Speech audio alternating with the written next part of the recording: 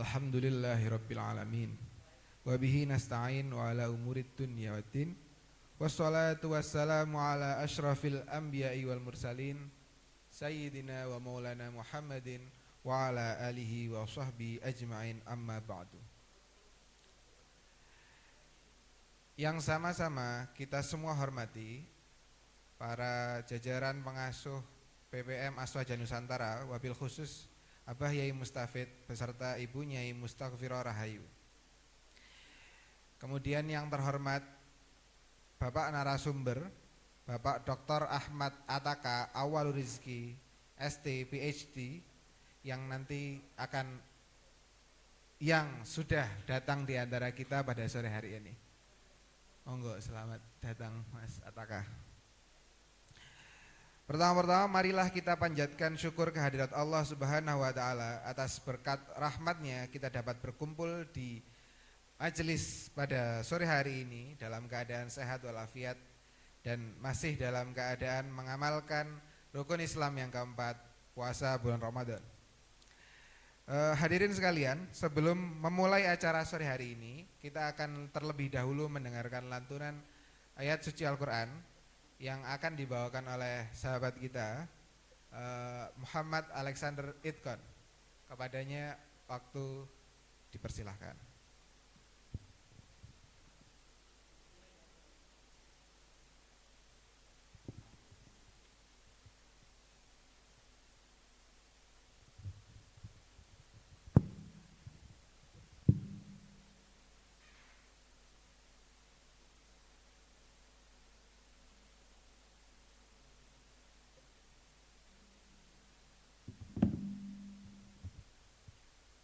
Assalamualaikum warahmatullahi wabarakatuh.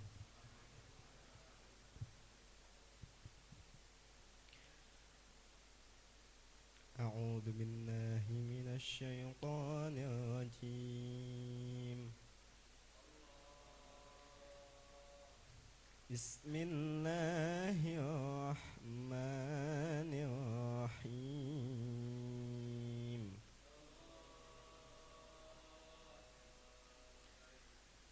شهر رمضان الذي أنزل فيه القرآن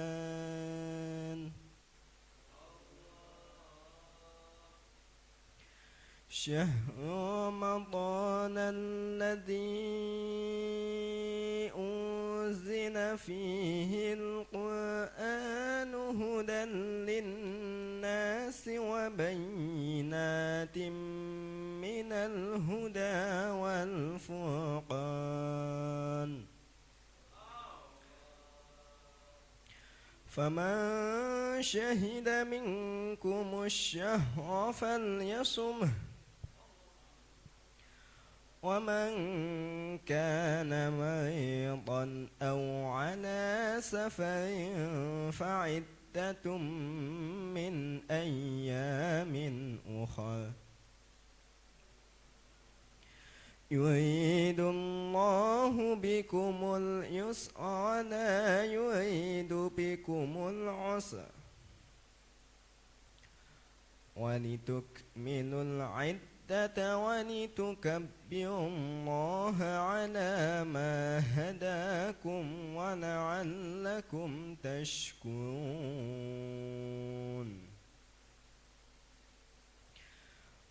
وإذا سألك عبادي عني فإني قريب أجيب دعوة الداعي إذا دعان فليستجيبوا لي وليؤمنوا بي لعلهم يرشدون صدق الله العظيم. Assalamualaikum warahmatullahi wabarakatuh.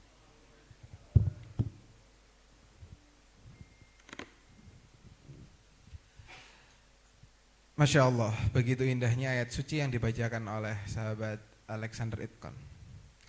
Semoga ayat yang dibacakan dapat menambah keberkahan majelis pada sore hari ini.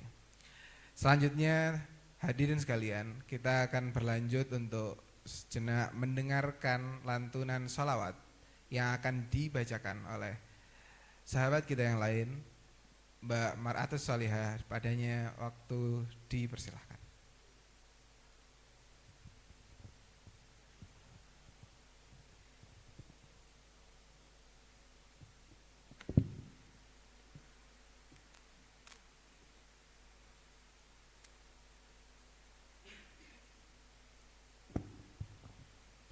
Assalamualaikum warahmatullahi wabarakatuh. Ya Rabbi salli ala rasuli Muhammadin syirril ula.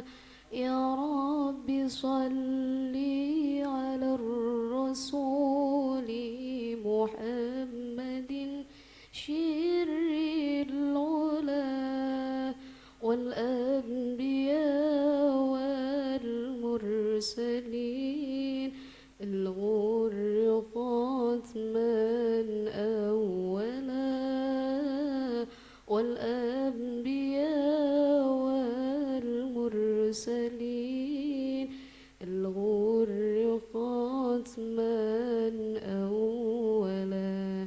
Mari bersama-sama.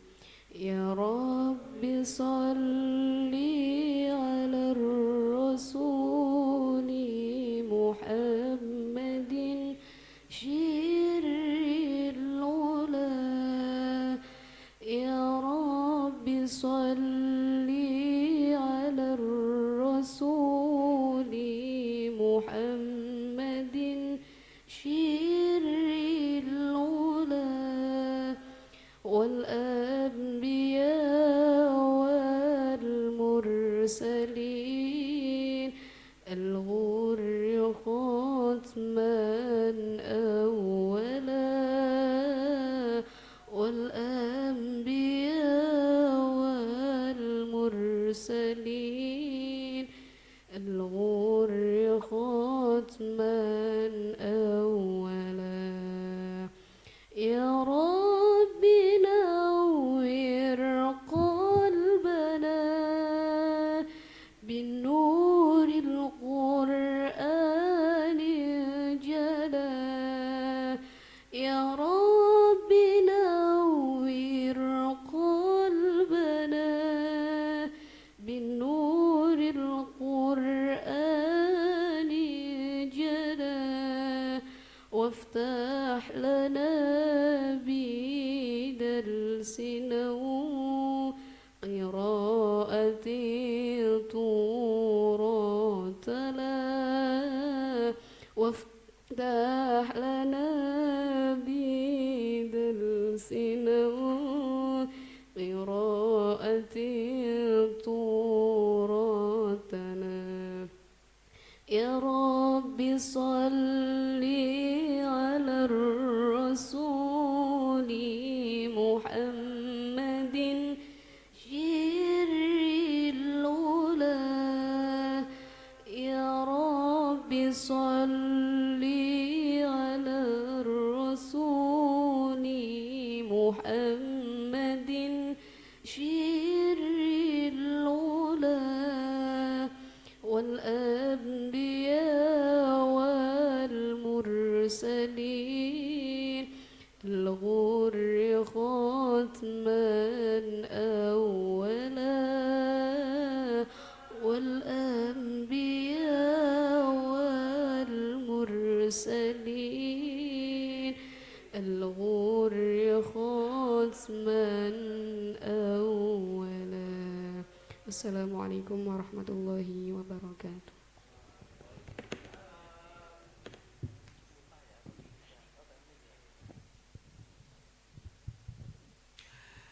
Terima kasih disampaikan kepada sahabat Mar'atus Sholihah.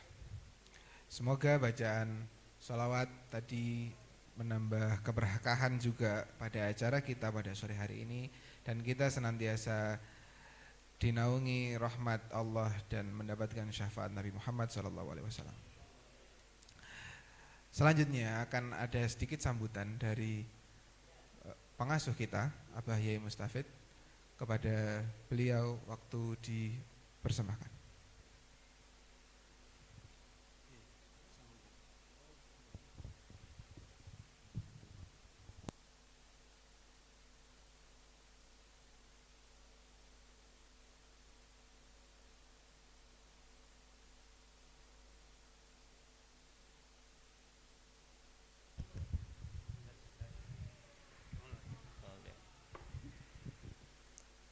Bismillah, alhamdulillah, salatu wassalamu ala rasulillah wa ala alihi wa sahbihi wa mawalah amma ba'dah. Qala Allah ta'ala fi kitabil karim, a'udhu billahi minasyaitonir rajim, bismillahirrahmanirrahim. Wa ma yu'adzim sya'airallah fa innaha min taqwal qulub. Alhamdulillah, pada sore hari ini kita dapat silaturahim, dapat bermuajahah dalam rangka buka bersama dan juga dalam rangka agenda bulan Ramadan. Salawat serta salam selalu kita sanjungkan kehadiran Nabi Agung Muhammad Sallallahu Alaihi Wasallam, keluarganya, para sahabatnya, dzurriyyahnya, dan seluruh pengikutnya sampai hari akhir nanti. Allahumma amin. Teman-teman santri yang saya sayangi, bedah buku ini merupakan salah satu dari tadi, ta'zimu sya'airillah. Jadi cara kita untuk menghormati, mengagungkan syiar-syiar Allah Subhanahu wa ta'ala, yaitu melalui salah satunya adalah salah satunya adalah lewat bedah buku, dan yang kita agendakan, kita rencanakan saat kita rapat panitia Ramadan pra Ramadan beberapa waktu yang lalu. Ada yang menarik dalam bedah buku atau acara kita kali ini, yaitu bedah buku terkait dengan logika keimanan. Dan ini mungkin salah satu bukan interfaith tapi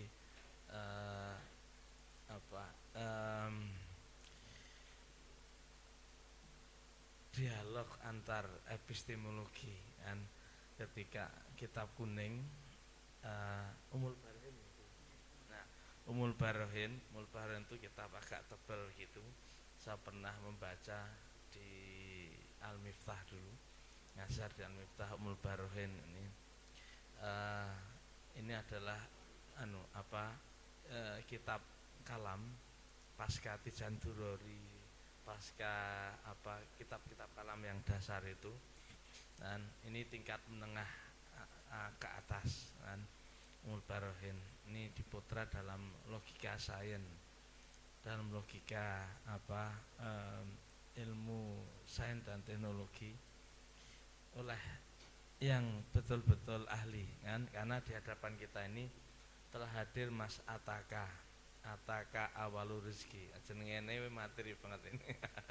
Ataka teko ing sira Pak Awalu Rizki. Sopa Awalu Rizki, Rizki yang pertama. Ini mungkin anak pertama ya. Nah betul ini ya. Jadi ayahnya menamakannya itu telah datang kepada kami. Nah kira-kira gitu, Rizki yang pertama. Dan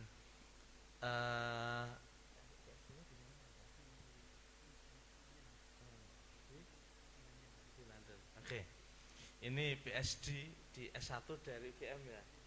S2 dari langsung S3 di London, dan di bidang studi elektronika. Sekarang dosen tetap di teknik jurusan elektronika UGM, tapi juga tidak tercerabut secara epistemologis dengan pesantren. Selama ini kan yang dianggap tradisi itu kan lebih banyak ke seni dan budaya. Nah, ini tidak tercerabut tapi bahkan di level epistemologis. Nah, Kalau di UGM itu cari yang pinter itu banyak. Di UGM cari yang katakanlah hufat itu juga banyak. Tapi yang katakanlah qiraatul kutubnya kuat, kemudian akademiknya kuat atau hufat kuat, itu jarang. Apalagi kalau sudah sampai pada level trans ilmu itu bukan sekedar itu interdisiplinary kan, tapi trans itu menunjukkan itu lebih banyak kan. Jadi ada dialog di sana, itu susah, dan kita sedang berhadapan alhamdulillah dan silaturahim dengan Mas Ataka yang punya dua tradisi keilmuan sekaligus. Nah, ini yang sebenarnya mungkin sekali lagi akan menjawab masa depan. Dan sebab kalau kita lihat dan misalnya perkembangan di ilmu lain, di manajemen misalnya, atau bahkan di teknologi digital, nah kita akan mendapatkan tadi yang disebut dengan soft skill abad 21. Ada kerjasama, ada critical thinking, ada self management, ada kolaborasi. Nah, ini tapi ini dalam tanda petik sekular. Artinya apa? Basis spiritualisnya nggak ada, value-nya hampir nggak ada. Dan Anda bisa survive kalau bisa kerjasama dengan siapapun, terlepas nilainya apa. Dan Anda bisa tidak mudah ditipu kalau punya critical thinking yang kuat, dan memanfaatkan sesuatu peluang asal critical thinkingnya kuat. Tapi di sisi lain misalnya pesantren juga tetap mempertahankan nilai-nilai yang lebih ke ethical, kan, seperti amanah, dan sidik, jujur. Nah, ini kalau digabung kan luar biasa.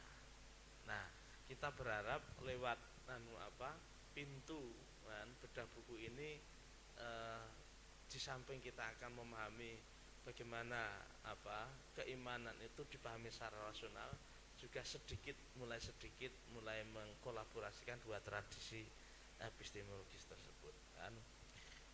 Seorang mufasir, saya sebut mufasir karena punya tafsir kan, Kiai Haji Profesor Dr. Quraisy Shihab itu membagi ranah kenyataan dalam 3 ranah kan. Pertama satu irisan yang informasinya itu hanya didapatkan dari wahyu. Jadi kita susah mendapatkan hal tersebut selain dari wahyu, ya, dari nas, dari teks kan. Sementara di seberang sana ada ranah yang memang oleh agama diserahkan menjadi otoritas akal kan. Dan yang ketiga adalah ranah ketika di situ kolaborasi antara wahyu dan akal. Bukan berarti akal nggak dipakai untuk memahami wahyu, tapi dalam memahami wahyu atau dalam memahami kenyataan yang kolaboratif tadi. Tidak, akal tetap dipakai semuanya. Tapi yang ada ranah ketika memang inovasinya diserahkan pada tafakur, proses permenungan.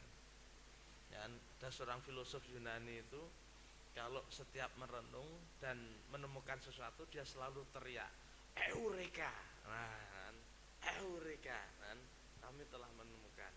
Nah, jadi memang dari sisi pesantren itu ada sumber-sumber pengetahuan dan kebenaran seperti itu. Akal itu diterima sebagai bagian dari sumber kebenaran. Bahkan ditambah lagi ru'yah shodiqah atau ilham, meskipun nanti fungsinya terbatas, atau misalnya adat istiadat atau tradisi al-adah muhakamah, itu bagian dari juga kearifan lokal, itu bagian dari sumber pengetahuan. Nah, saya kira itu semoga teman-teman santri ini bisa memperkuat keimanannya dan juga daya nalarnya ya, melalui bedah buku kali ini, dan akhirnya menghasilkan akhlakul karimah dalam perilaku sehari-hari. terima kasih dan kami ucapkan terima kasih sekali kepada Mas Ataka yang sudah menyempatkan bersilaturahim dengan kami, dengan pesantren Aswaja Nusantara di Melangi, Yogyakarta. Kita buka dengan bacaan umul kitab liridha ilah wa bisyafa'ati Rasulillah lihadhihi niyah wa likulli niyatin sholihah wa lisabatil masul sallallahu al-fatihah. A'udzu billahi minasyaitonir rajim. Bismillahirrahmanirrahim. Alhamdulillahi rabbil alamin arrahmanir rahim maliki yaumiddin. Iyyaka na'budu wa iyyaka nasta'in ihdinas siratal mustaqim. Shiratal ladzina an'amta 'alaihim ghairil maghdubi 'alaihim waladdallin. Terus pun nanti setelah itu kita lanjut bukber dan tarawih bersama. Wallahul muwaffiq ila aqwamit thariq. Wassalamualaikum warahmatullahi wabarakatuh.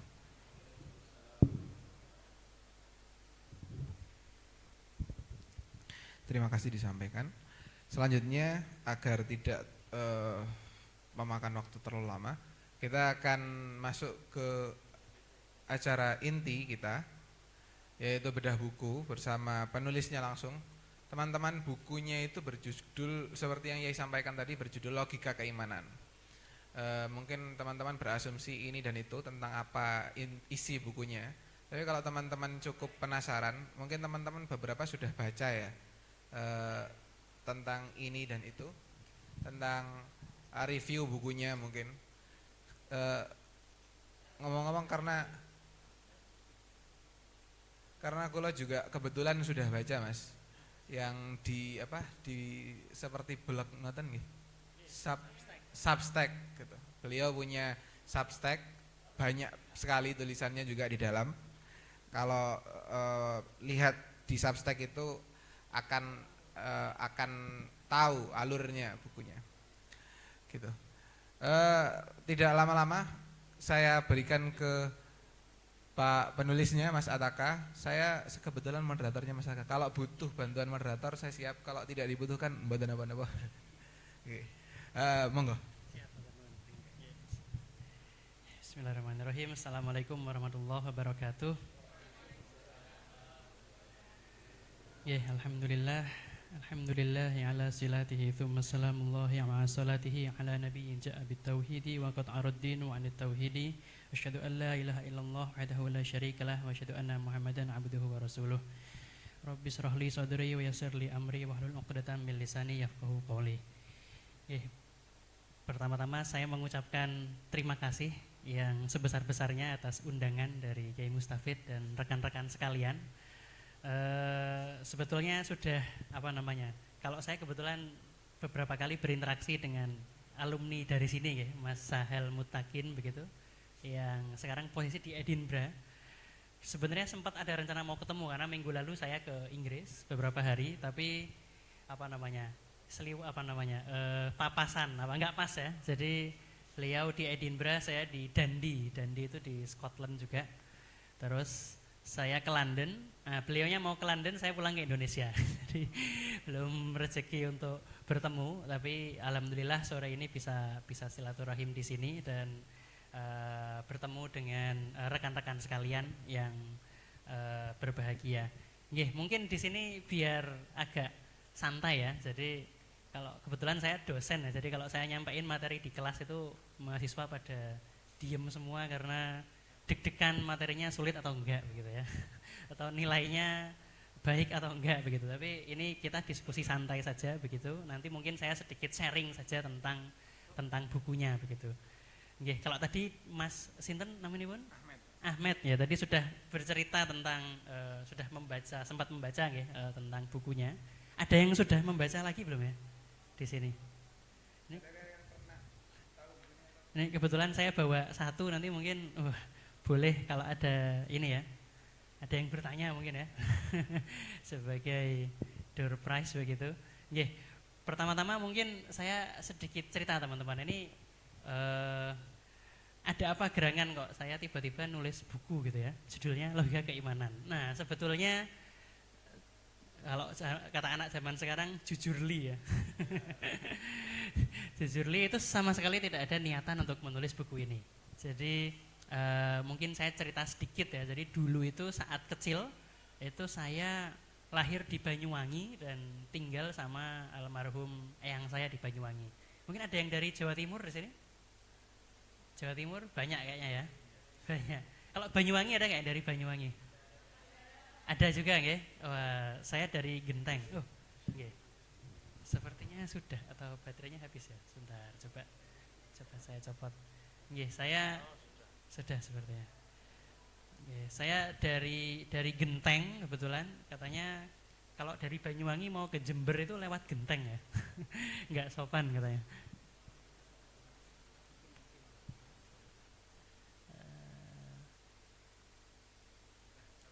Nah, sampun nggih.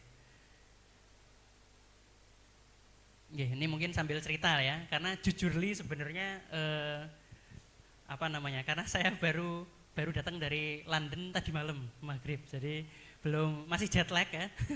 Tadi nggak bisa tidur sampai sahur sampai jam 3, terus habis subuh ketiduran sampai jam berapa tadi. Jadi apa namanya? Tapi insya Allah ya yang penting bisa silaturahim dan diskusi lah ya. Jadi tidak ada slide spesifik yang saya siapkan. Nanti ada beberapa slide yang pernah saya sampaikan begitu nggih, tapi nanti kita lebih banyak diskusi. Jadi saya lahir di Banyuwangi, lalu apa namanya? Almarhum bapak saya dan ibu saya di Jogja. Jadi beliau berdua mondok di Krapia, kuliah begitu ya. Almarhum bapak saya di UIN Suka, ibu saya di kalau dulu IKIP ya, kalau sekarang UNY ya, UNY Jogja. Nah, saya itu tinggal sama Simbah di Banyuwangi. Lalu ngaji sama Simbah gitu ya, selama dari kecil sampai lulus SD. Dan di ngaji itulah kemudian kenal dengan apa namanya ya. Kalau mungkin di kampung-kampung kita sering diajari ya tentang sifat-sifat Allah ya. Allah wujud, qidam baqa, mukhalafatul lil hawadithi dan seterusnya gitu. Nah, dikenalkan dengan sifat-sifat Tuhan begitu ya. Dan itu cukup membekas gitu ya saat SD. Dan apa namanya? Yang ngaji sama beliau alhamdulillah dibantu juga dengan saudara yang alumni Ponpes Guluk-Guluk Sumenep ya. Dan ya dari situ ada apa namanya? Ada perkenalan pertama begitu ya dengan apa namanya ilmu akidah atau sedikit ilmu kalam begitu, tapi ya baru sekilas saja begitu. Nah, tapi setelah itu saya SMP pindah ke Jogja. Nah, saya sekolahnya di sekolah negeri terus ya. Saya sekolah dulu di SMP 5, terus SMA 3, terus kuliah di UGM. Nah, waktu itu saya sempat bilang sama almarhum bapak saya ya, saya nggak lanjut mondok di mana gitu ya. Terus kata beliau, lah dulu kan udah sama Mbah, sekarang ngajinya sama saya aja begitu. Nah, ya sudah begitu ya. Nah, lanjut kemudian karena saya sekolah apa namanya ya, di sekolah itu cukup suka dengan pelajaran IPA ya. Dulu awalnya sukanya matematika, tapi katanya matematika itu makin tekun makin tidak karuan ya. Kalau disingkat ya, matematika. Jadi akhirnya saya pindah ke apa namanya pelajaran IPA terutama fisika. Nah, karena suka sekali dengan fisika, alhamdulillah saat SMA itu pernah dapat kesempatan juga mewakili Indonesia di Olimpiade Fisika Internasional di Kroasia waktu itu. Nah, semakin cinta gitu ya dengan ilmu fisika. Tapi akhirnya masuk teknik ya, karena kalau fisika teori itu saya dulu nggak bisa membayangkan ya seperti apa rumitnya begitu. Jadi saya masuk teknik. Mungkin di sini ada yang fisika teori ya? Oh ada ya, masya Allah luar biasa. Yeah. Oh ini teknik. saya ngikuti sama dengan masnya ya. Jadi maksudnya ke teknik begitu ya. Dan tapi masih cinta fisika. Nah, masih suka fisika. Dan apa namanya ya suka baca karya-karya para fisikawan gitu. Nah, jadi berawal dari situ, kemudian saya mulai membaca karya fisika populer ya. Mungkin ada yang pernah dengar fisikawan dari Inggris namanya Carl Sagan. Wah, itu bukan lahir di Jogja ya, karena namanya Sagan ya. Bukan, sudah saya cek di Wikipedia lahirnya bukan di Jogja. Jadi kesamaan nama hanya sebuah kebetulan belaka gitu ya. Nah, waktu itu saya sangat suka membaca bukunya Carl Sagan. Judulnya Kosmos. Mungkin teman-teman yang suka suka astronomi gitu ya. Wah, itu saya cukup merekomendasikan dan sangat terkenal di Inggris waktu itu. Sampai beliau bikin serialnya di BBC ya. Nah, membaca karyanya Carl Sagan itu saya mulai bertanya-tanya karena Carl Sagan ini ilmuwan gitu ya. Ilmuwan, terus beliau itu di bukunya menulis bahwa alam semesta itu adalah segala sesuatu yang ada. Nah, alam semesta adalah segala sesuatu yang ada. Nah, itu saya ingat betul pertama kali baca buku itu, meskipun bukunya bagus, itu statement tersebut cukup membuat saya terkejut. Nah, masa iya sih gitu ya? Masa iya alam semesta itu segala sesuatu yang ada? Lalu di mana posisi Tuhan gitu ya? Nah, dari situ kemudian nggak berhenti ya baca buku yang lain gitu ya. Ada fisikawan lain yang juga cukup terkenal dari Inggris juga. Ini kebetulan banyak buku dari Inggris ya.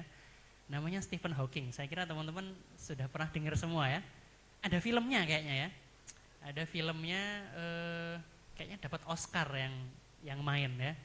Apa judulnya saya lupa ya.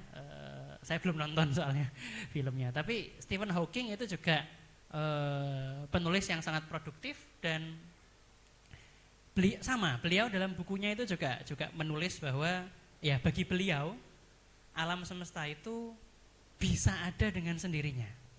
Bisa ada dengan sendirinya. Karena ada hukum gravitasi gitu kata beliau ya.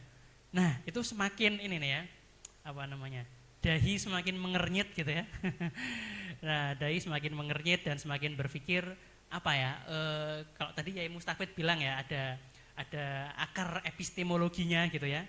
Nah, saya yang ya pernah ngaji begitu sama Mbah, tapi sekolah negeri itu mulai menemukan riak-riak di kepala gitu ya. Ini kok seperti dua hal yang berbeda. Seperti dua hal yang berbeda. Padahal kalau saya pribadi ya melihatnya ini sedang ngomongin sesuatu yang sama, sedang ngomongin realita gitu ya. Nah, sedang ngomongin sesuatu yang wujud, yang ada gitu ya. Yang mestinya harusnya nggak bertentangan dong kan gitu, harusnya nggak bertentangan. Nah, kejadiannya semakin ini gara-gara bacaannya kemana-mana ya. Saya kemudian sering pernah membaca juga banyak karya-karya saintis ya, misalnya Neil deGrasse Tyson gitu ya, yang beliau itu secara secara eksplisit bilang bahwa dunia Islam ini terbelakang karena Al-Ghazali gitu. Nah, itu saya waktu itu ya belum pernah secara serius ngaji kitab Al-Ghazali sampai selesai ya. Tapi saya tahu mbah saya suka baca Al-Ghazali gitu. Langsung berkecamuk juga tuh. Wah, masa sih betul begitu ya? Kalau itu betul, wah berarti jangan-jangan mbah saya keliru gitu ya. Nah, sempat ada perasaan seperti itu. Nah, pengalaman itu semakin banyak nih riak-riak di kepala saat pindah ke Inggris. Jadi tahun 2015 saya pindah ke London gitu ya, kuliah di situ di bidang robotics. Nah, teman-teman di Inggris itu ada plus minusnya ya. Di Inggris itu bagusnya adalah di sana menjunjung tinggi kebebasan. Semua orang boleh ngomong apapun. Tidak bisa dipersekusi gitu ya. Tidak bisa makanya semua segala macam di sana ada ya. Ahmadiyah itu pusatnya di sana gitu ya. Syiah Ismailiyah gitu pusatnya di sana. HTI sebelum akhirnya tahun ini dilarang ya, pusatnya di sana gitu. Jadi bukan HTI, HT ya. Kalau HTI I-nya Inggris gitu ya. Ya Inggris. Jadi itu salah satu keunggulannya menurut saya karena ide itu bisa dilempar dan diuji ke publik. Tetapi ya salah satu kekurangannya juga ya. Itu kita sangat mudah itu terpapar dengan segala macam ide-ide yang berkembang ya, dan disitulah saya mulai melihat ada perdebatan sengit gitu ya antara sesama saintis, tetapi yang satu mungkin orang menyebutnya sekarang ateisme baru gitu ya, new atheism gitu ya, yang kalau ateisme biasa itu udah lama tidak percaya sama Tuhan, itu banyak lah ya yang seperti itu. Nah, apa yang membuat ateisme baru ini baru gitu ya? Karena mereka menggunakan sains untuk menunjukkan bahwa seolah-olah Tuhan itu nggak ada. Dan mereka sebagian besar ya, bukan hanya percaya Tuhan itu nggak ada, mereka menganggap agama itu salah satu sumber masalah di dunia. Ya, agama itu satu sumber masalah. Ada konflik, ada terorisme segala macam. itu menjadi masalah gitu bagi mereka. Bahkan ya tidak sedikit yang ngomong bahwa ya agama itu jahat dan seterusnya gitu ya. Ada yang menulis buku Tuhan tidak hebat dan seterusnya. Itu semakin terpapar loh dengan yang seperti itu. Bahkan kalau di Inggris itu ketemu orang ya, saya pernah ketemu tukang jual ikan kan di sana, tukang jual ayam. Di sana itu kan ada yang ayamnya itu disembelih dengan proper ya dan dapat sertifikasi halal. Nah saya sering datang ke situ. Nah itu banyak yang sering bertanya kritis gitu kepada kita. Ya, tiba-tiba ada yang nanya gitu ya, kenapa kok orang Islam itu di syahadat itu ada 2? Katanya tauhid itu dijunjung tinggi gitu ya, keesaan Tuhan. Tapi kenapa syahadatnya ada 2? Nah, misalnya ada yang bertanya seperti itu. Ada yang bertanya lagi nih, kenapa sih kalian itu orang beragama itu berdoa gitu ya? Berdoa. Terus saya tanya balik kan, loh memangnya kamu nggak percaya Tuhan gitu? Terus kata dia, oh saya percaya bahwa alam semesta ini ada yang menciptakan. Tapi setelah diciptakan ya udah berjalan begitu saja. Jadi nggak ada lagi intervensi, nggak mungkin ada mukjizat, nggak mungkin ada doa dikabulkan dan seterusnya. Menurut dia begitu. Nah, jadi dari situlah saya terpaksa dalam tanda kutip ya, terpaksa mencari referensi lain, berusaha mencari yang ngaji lagi gitu ya. Alhamdulillah di UK sana banyak masyayikh ya, banyak syekh yang backgroundnya itu secara fikih Hanafi ya, secara teologi mereka mengikuti Imam Maturidi. Jadi ya nggak beda jauh lah sama NU di sini gitu ya. Ada juga yang diselenggarakan secara online gitu ya, tetapi tetap bersama syekh begitu. Dan yang menarik dari pengajian-pengajian di UK itu mereka berusaha menjawab pertanyaan-pertanyaan yang muncul di masyarakat. Pertanyaan-pertanyaan yang mungkin beda dengan di sini ya. Kalau di sini mungkin kita sering dalam tanda kutip ya berdebat soal mana sih yang benar, apakah ru'yat atau hisab gitu ya misalnya. Kalau di sana itu perdebatannya sudah Tuhan itu ada nggak sih? Mukjizat itu mungkin nggak sih? Nabi Muhammad itu beneran Rasul atau bukan sih? Sallallahu alaihi wasallam. Jadi menurut saya ya para ulama di sana gitu ya, para kiai di sana itu dalam tanda kutip dipaksa untuk menjawab pertanyaan ini. Sehingga mereka mungkin belajar ilmu kalamnya cukup mendalam dan berusaha mengkontekstualisasikan itu. Begitu. Nah dari situ kemudian ya saya mengaji kembali meskipun dulu sama Mbah sempat disinggung ya tentang Imam Sanusi dan seterusnya. Mengaji kembali kitab Ummul Barohin karya Imam Sanusi. Salah satunya. Ada beberapa sebetulnya ya. Ada Qawaidul Aqaid dari Al-Ghazali, ada Syarhul Aqaid Al-Taftazani dan seterusnya. Tetapi salah satu yang waktu itu sangat berkesan bagi saya adalah Ummul Barohin. Kenapa? Karena di situ Imam Sanusi itu dengan sesederhana mungkin beliau itu ingin mengatakan kepada kita bahwa keimanan itu sesuatu yang rasional. Keimanan itu sesuatu yang rasional. Bahkan kalau kita melihat dalam Al-Quran ya, soal keimanan kepada Tuhan itu Gusti Allah berfirman, fa'lam annahu la ilaha illallah. Ketahuilah gitu ya. Bukan kul ya. Bukan sekedar kul, ketahuilah. Karena iman itu sesuatu yang harus diketahui. Kita harus tahu kenapa kita beriman gitu ya. Ada fondasi epistemologinya begitu. Nah, dari situ kemudian dari hasil ngaji tersebut, alhamdulillah begitu ya, saya menemukan sesuatu yang menurut saya luar biasa, bahwa ternyata para ulama terdahulu gitu ya, Imam Ghazali, Imam Sanusi, Imam Bajuri dan seterusnya, itu mereka sangat brilian sebetulnya.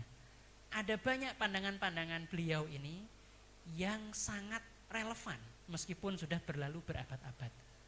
Dan itu sebetulnya cerita awal dibalik saya menulis buku ini. Jadi awalnya pun nggak ditulis sebagai buku ya. Kalau tadi Mas Ahmed cerita saya nulis di blog ya, Substack gitu ya. Itu setahun yang lalu kira-kira. Kebetulan waktu itu ngajarnya nggak terlalu banyak di UGM. Terus saya menargetkan coba nulis lah. Niatnya sebenarnya mau nulis buku tentang robotik gitu ya untuk mahasiswa. sama nulis ini, nulis saya waktu itu nyebutnya ngaji Sanusi di era teknologi gitu ya, di Substack. Nah, apa namanya, baru nulis beberapa gitu ya, terus kenapa saya nulis itu sebenarnya buat diri saya sendiri, biar saya itu ingat gitu ya, gimana sih rasionalisasi di balik keimanan.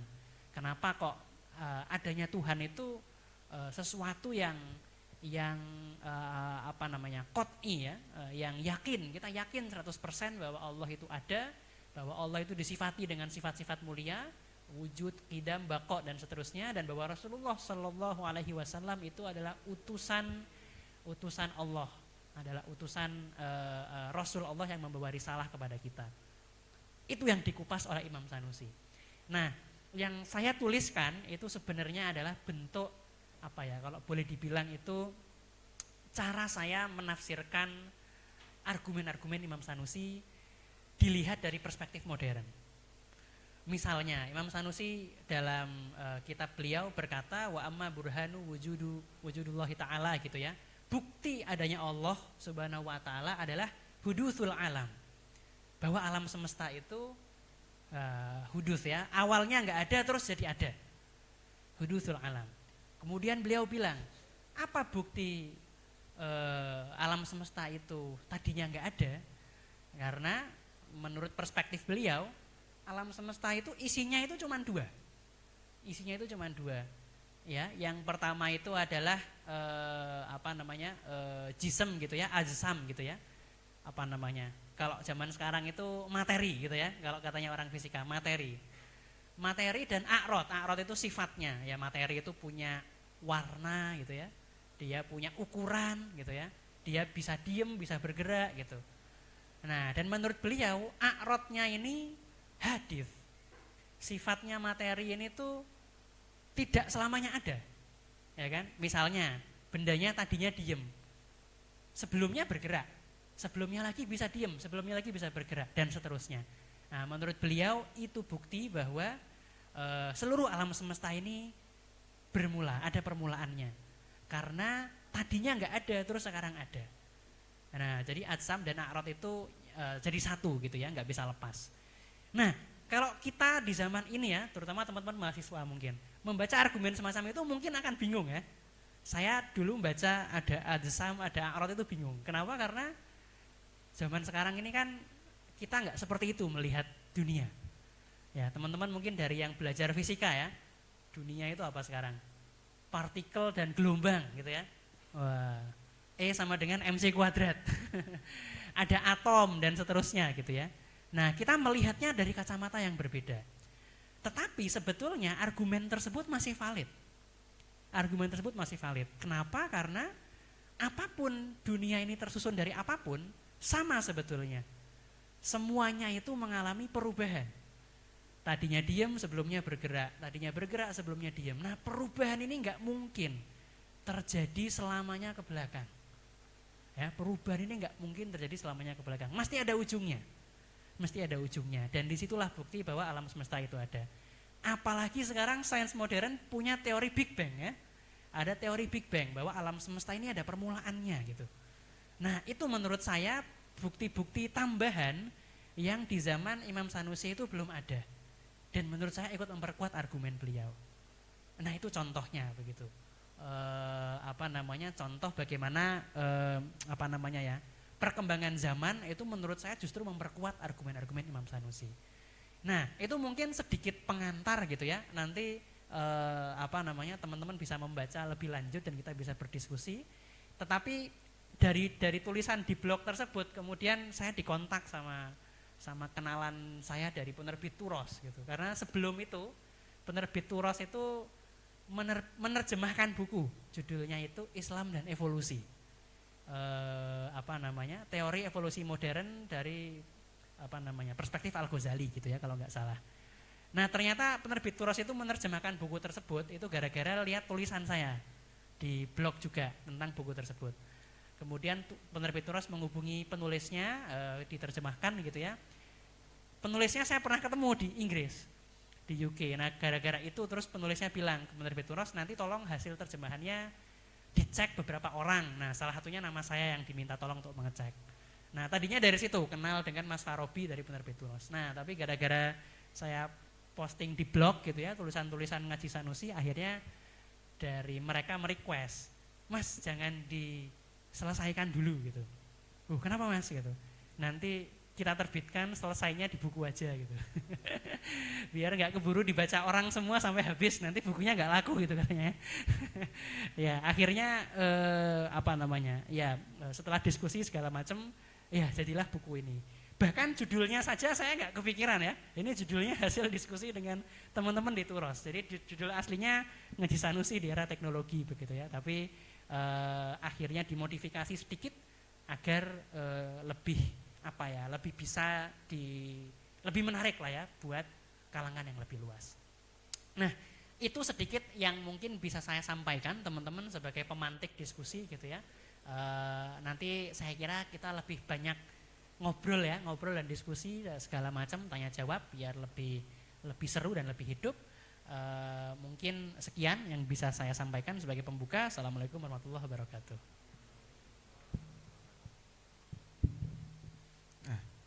Saya jarang-jarang sebetulnya berharap maghribnya lebih lama. Biasanya berharap maghribnya lebih cepat. Tapi sekarang saya berharap maghribnya lebih lama karena saya ingin diskusi aja daripada makan. Nah, teman-teman, itu tadi pembuka dari Mas Ataka. Banyak hal menarik ya sebetulnya. Kalau dari satu buku yang diperkenalkan Mas Ataka ke kita ini, buku yang mungkin bisa dibilang elaborasinya Mas Ataka, interpretasinya Mas Ataka atas kitab kuning ya kan. Wah, makanan sehari-harinya anak asuh aja banget. Meskipun kalau anak asuh aja banyak belajar hadis Mas sebetulnya. Kitabnya kebetulan sedang banyak hadisnya daripada kalam. Cuma makanan kita banget. Dan dari latar belakangnya Mas Ataka sendiri ya, yang engineer ya, habis itu PhD dan lain-lain, tapi malah diving dalamnya dan buah karyanya malah soal ini gitu ya. Ada yang mau ditanyakan? Adalah. Monggo dibuka pertanyaan.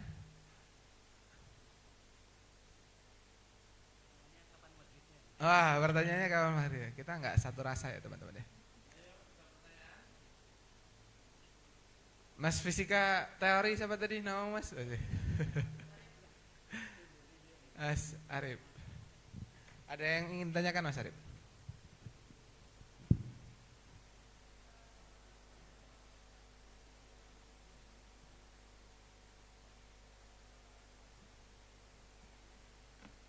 Ada teman-teman?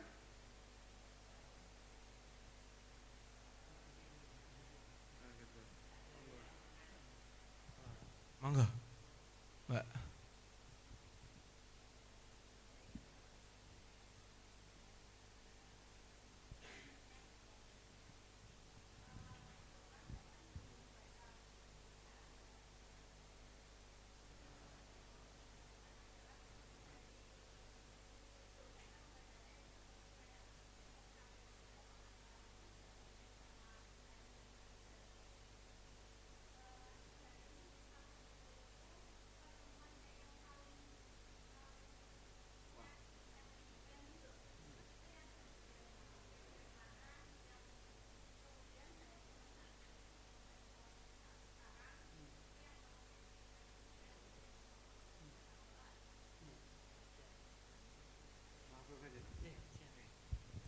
Nggih, matur nuwun pertanyaannya. Mbak sinten namanipun?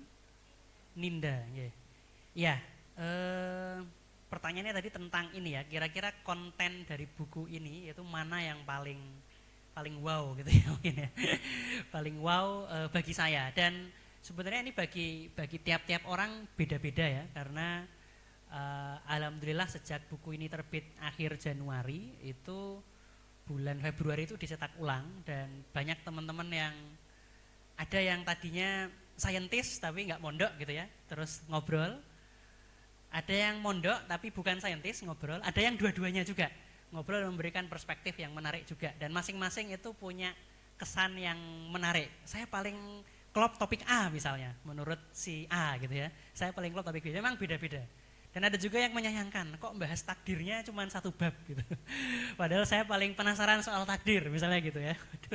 dan segala macam. Nah, saya pribadi itu yang paling membuat paling membuat saya sangat berkesan bagi saya itu justru di bagian tentang sumber-sumber ilmu atau epistemologi gitu. Karena begini Mbak, karena tadi ya saya meskipun saya sempat mengaji begitu ya, tetapi memang kan tidak sangat mendalami ilmu kalam ya. Saya tidak tahu tentang bagaimana sih para ulama teolog itu mengembangkan argumen-argumen mereka. Yang saya tahu, yang saya geluti sehari-hari adalah sainsnya, sainteknya. Dan bagi saya yang waktu itu tiap hari ngomongin sains ya, bagi saya sains ini sangat luar biasa. Dan bisa dibilang ya sudah hampir pasti absolut kebenarannya gitu ya. Nah, di situ kemudian saat membaca Ummul Barohin, kemudian misalnya membaca hasyiahnya dari Imam Bajuri gitu ya, itu saya langsung kayak semacam ada saklar yang menyala gitu ya. Ternyata kebingungan saya selama ini tuh gara-gara saya bingung soal sumber pengetahuan. Saya menutup diri dari sumber-sumber pengetahuan yang lain. Karena saya tiap hari menggeluti sains, saya merasa bahwa ya yang valid itu sains gitu. Kalau nggak bisa dibuktikan sains, nanti dulu deh, gitu ya. Ternyata tidak. Hal sederhana gitu ya, orang zaman dulu tahu bahwa orang tuanya itu betul bapak ibunya di rumah gitu. Dari mana? Kalau zaman sekarang dari tes DNA gitu ya, misalnya begitu ya. Tapi orang zaman dulu kan enggak. Orang zaman dulu itu taunya dari testimoni ya, dari katanya. Kata mereka saya anaknya. Tetangga saya dulu ngelihat saya lahir gitu misalnya ya. Bidannya ngelihat saya lahir, mbah saya bilang saya lahir dan seterusnya. Kita percaya itu tanpa menggunakan metode saintifik. Tapi kita percaya karena ada banyak orang yang melihat kejadian tersebut semuanya menceritakan hal yang sama, sehingga ya rasa-rasanya mustahil mereka sepakat dalam kebohongan ya. Itu namanya tawatur ya, mutawatir ya, informasi yang orang yang ngomong itu yang ngelihat itu banyak banget sehingga mustahil mereka sepakat dalam kebohongan. Itu contoh sumber ilmu yang lain. Dan di situ saya juga belajar ternyata sains itu tidak yang sepasti itu gitu ya. Jadi sains itu juga punya asumsi. Kayak misalnya, misalnya ya? Misalnya kita lihat matahari terbit dari barat. Bukan, dari mana? Dari timur ya. Semoga tidak segera terbit dari barat ya. Kita melihat matahari terbit dari timur. Apakah pasti matahari itu akan seterusnya terbit dari timur? Tidak ya. Kita itu namanya kalau di filsafat itu problem induksi ya. Kita itu melihat sesuatu yang sering terjadi, lalu kita merasa bahwa itu pasti akan terjadi terus. Nah, padahal tidak ada yang bisa menggaransi itu akan terjadi terus. Sains pun begitu. Artinya apa? Kalau sekarang ada api, kemudian ada kebakaran, belum tentu loh ada api itu selalu ada kebakaran. Nah, ini yang membuat saya merasa this is the problem gitu ya. Dan itu kenapa saya merasa argumentasi Hujatul Islam Al-Ghazali misalnya ya, di Tahafut saat menjelaskan ini, saat berdialog dengan para filsuf seperti Ibnu Sina, itu luar biasa, ahead of time menurut saya beliau. Kalau di barat itu ada namanya David Hume ya. David Hume ini Al-Ghazali beberapa abad sebelum itu.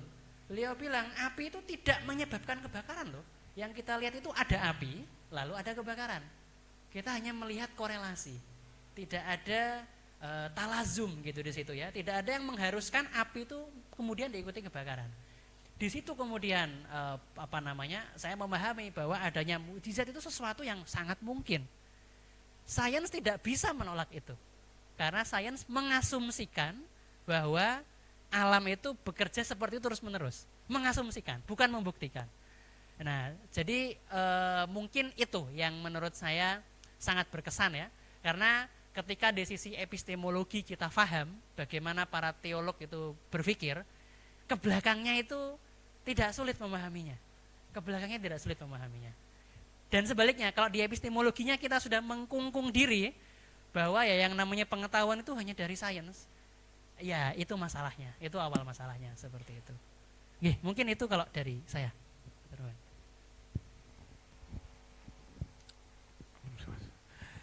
Itu Mbak Dinda hasil sharingnya yang wah kalau menurut Mas Ataka.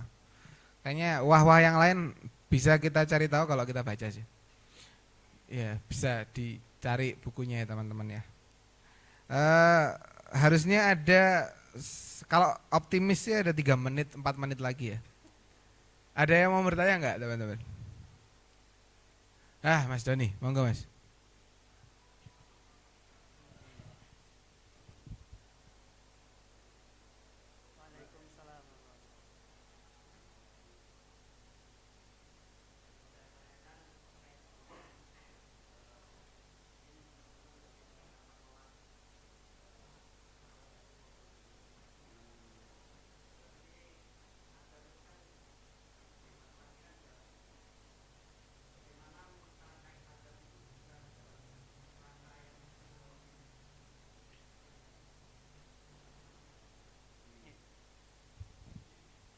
Ini semoga masuk ke cakupan bahasanya sih. Monggo. Siap, matur nuwun pertanyaannya. Nanti mungkin saya tidak di posisi yang mungkin paling tepat untuk menjawab, tapi mungkin saya menanggapi ya. Nanti mungkin ya Mustafid nggih saged melengkapi begitu nggih. Nggih. Kalau dalam kerangka epistemologi saat kita sudah memiliki burhan ya, memiliki bukti bahwa Allah itu ada, Allah itu wajibul wujud gitu ya. Maka otomatis kita percaya bahwa segala sesuatu yang terjadi di alam ini adalah perbuatan Allah. Perbuatan Allah, semuanya adalah hasil ciptaan Allah, termasuk ilmu. Termasuk ilmu. Sehingga betul bahwa secara hukum adi ya, secara kebiasaan ilmu itu didapat dari belajar, kan begitu ya. Tetapi itu hukum adinya. Esensinya ilmu itu diciptakan Gusti Allah langsung di diri kita. Betul ada asbabnya ya, asbabnya melalui belajar. Tetapi esensinya semuanya diciptakan oleh Gusti Allah langsung. Maka dari itu cara untuk mendapatkan ilmu paling baik tentu adalah dengan mengikuti contoh atau tuntunan yang sudah dicontohkan oleh utusannya Gusti Allah, yaitu Rasulullah SAW. Dan di situ beliau mencontohkan ilmu itu didapat melalui adab-adab yang baik, melalui proses yang baik begitu. Ilmu itu bukan sekedar sesuatu yang dihafal, tetapi sesuatu yang terejawantahkan ke dalam kehidupan kita sehari-hari. Dan itu mungkin bedanya teolog dengan sekedar filsuf gitu ya. Karena di barat kita tahu banyak filsuf yang mempelajari Islam ya, tetapi mereka tidak beriman. Karena ya pengetahuannya hanya sekedar informasi. Tetapi ketika ya misalnya para teolog seperti Al-Ghazali misalnya, teologinya itu mengakar sampai ke perilakunya. Ya, teologinya mengakar sampai ke perilakunya, maka dari itu beliau menulis karya yang sangat luar biasa ya, Ihya Ulumuddin yang menurut saya tidak ada tandingannya mungkin ya di dunia Islam begitu ya. Karena karena beliau mendapatkan ilmunya melalui proses, melalui adab yang baik seperti itu. Mungkin itu tanggapan sekilas Mas Ahmad. Kamu mau menanya lagi atau tidak Mas Doni? Boleh? Iya atau tidak? Udah cukup. Ya. Oke. Terima kasih pertanyaannya. Kalau mau diterka-terka dari jawabannya Mas Ataka ini kayak karena dikembalikan lagi ke urusan bahwa yang pertama itu, kalau bahasanya teman saya Mas Zeva itu biasanya kalau di komplek kan agak ndaki-ndaki begitu masih. Itu kausa prima ya Zev ya. Kausa prima itu nanti karena udah dikembalikan ke begitu akhirnya agak ini ya Mas, agak ada diromantisir begitu. Kita mahasiswa itu biasanya soalnya maunya wah gitu. Kalau sudah difikirkan dengan gaya pendekatan buku logika keimanan ini sepertinya kita bisa semakin khusyuk ya teman-teman ya. Amin. Harusnya sedikit lagi adzan. Aku nggak tahu berapa menit lagi. Kurang 10 menit lagi. Kalau begitu harusnya bisa lagi bertanya. Kita ada yang mau mendiskusikan Wah, monggo Mas fisika teori. Agak keras ya? Waalaikumsalam warahmatullahi wabarakatuh.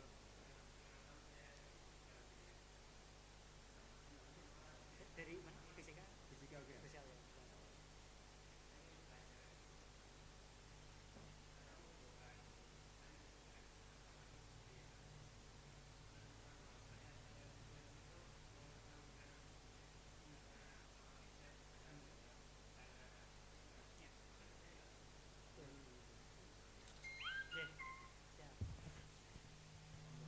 Nggih, matur nuwun. Mas siapa namanya? Arif. Kok udah adzan ini? Nggak tahu ini adzan mana. Oh, siap. Nggih. Sambil nunggu, nggih. Mas Arif, Arif ya. Mas Arif, terima kasih pertanyaannya Mas Arif. Saya punya banyak sekali guru di Fisika UGM ya. Ada mungkin tapi sekarang sudah wafat, ada almarhum Pak Kamsul, mungkin belum pernah ketemu ya. Belum pernah ketemu. Ada Pak Ahmad, Mas Adib Ulil Absor ya. Pak Mitrayana dan seterusnya. Ada banyak guru-guru saya di situ, titip salam buat beliau-beliau. Itu pertanyaan yang sangat menarik. Jadi karena begini, di satu sisi ada ilmuwan yang seperti tadi saya ceritakan ya, Stephen Hawking misalnya. Ya udah, sains itu satu-satunya sumber pengetahuan. Maka menutup dari adanya kemungkinan-kemungkinan lain, adanya Tuhan, adanya mukjizat dan seterusnya.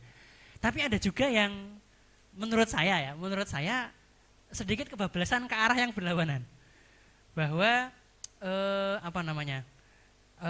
ya kalau neliti itu pokoknya harus ketemu ayat benerannya di Al-Qur'an gitu misalnya ya.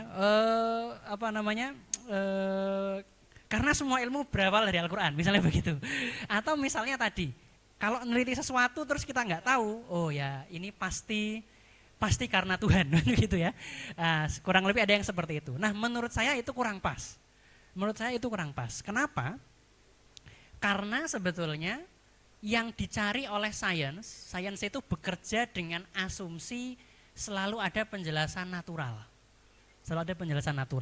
Misalnya ada percepatan, berarti ada penyebabnya gaya gitu ya. Makanya ada hukum fisika. Atau ada gravitasi, pakai relativitas umum dan seterusnya gitu ya. Dan itu valid. Jadi ketika kita sebagai saintis bekerja dalam metodologi tersebut, itu valid. Itu sah. Dan memang harus seperti itu. Sama seperti dokter gitu ya. Dokter misalnya ada yang bilang, "Pak, saya sakit," gitu. Ya, kamu tawakal aja sama Gusti Allah gitu ya. Pulang sana gitu ya. Enggak diobati, enggak seperti itu. Karena kita hidup di dalam alam yang isinya ada asbab ya. Ada asbab gitu ya. Ada keteraturan di situ, ada hukum adi di situ. Nah, jadi ketika kita sebagai saintis, bekerja sebagai saintis, maka kita berusaha. Tiba-tiba kenceng. Tenang, saya juga kaget. Kita berusaha mencari penjelasan saintifiknya. Dan it valid gitu. Yang keliru ketika kita menganggap penjelasan saintifik itulah ultimate cause-nya gitu ya. Bahwa ada percepatan itu disebabkan oleh gaya, and that's it gitu. Padahal kita bisa bertanya, kenapa kok F sama dengan M kali A? Kenapa bukan F sama dengan M kali A kuadrat misalnya gitu. Ya. Nah, itu kan sesuatu yang mungkin gitu ya, kalau katanya Imam Sanusi. Nah, sesuatu yang mungkin butuh kepada sesuatu yang wajib. Nah, jadi di situ kerangka berpikirnya. Di satu sisi kita sebagai saintis berusaha mencari sebab natural dan teori sains terbaik. Tapi di sisi lain sebagai seorang beriman kita percaya bahwa segala sesuatunya esensinya diciptakan oleh Gusti Allah setiap saat. Mungkin itu sedikit Mas.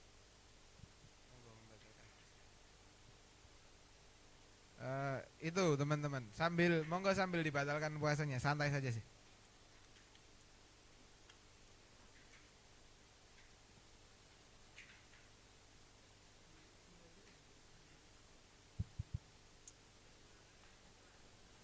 Jadi Mas Arif jangan membayangkan menjawab soal praktikum dengan jawaban karena Allah ya. Itu itu gagal ini kita bedah buku sekarang. Jawabannya tetap sebagaimana funnya ya. Tapi sebagai seorang yang beriman, seperti katanya Mas Atta tadi, ya kita nggak lepas dengan kepercayaan tadi. Dan sebetulnya kalau ketika saya baca substacknya Mas Ataka itu yang menarik juga, dengan dengan sengaja menerjemahkan yang itu ya. Itu Umul Barohinnya atau matannya pendek ya memang. Itu ada terjemahan, beliau nerjemahin matannya Umul Barohin, dan di pembukanya itu Imam Sanusi bilangnya adalah bahwa bagi seorang mukallaf, bagi kita-kita ini wajib hukumnya untuk mencari tahu, mencari landasan, mencari hujah dan mencari burhan itu wajib begitu ya. Kalau di Indonesia mungkin kita tenggelamnya di urusan-urusan fikih yang furu'iyah begitu. Seperti yang tadi diceritakan sama Mas Ataka, kalau di barat, di London, orang-orang malah tertariknya malah ke isu-isu yang apa ini sebutannya Mas ya? Isu-isu kalam ya, isu-isu teologis, bukan isu-isu fikih furu'iyah. Mungkin ada baiknya kalau kita juga mulai belajar begitu nggih. Selanjutnya karena udah maghrib dan udah waktunya berbuka, kita sudahi diskusinya. Apa ada kata-kata terakhir atau untuk penutup? Nggak usah nggih? Betul nggih? Betul nggih? Biar paparannya biar ada pengikatnya begitu Mas ya. Monggo. Ini mic-nya kurang. Semoga tidak terakhir dalam hidup.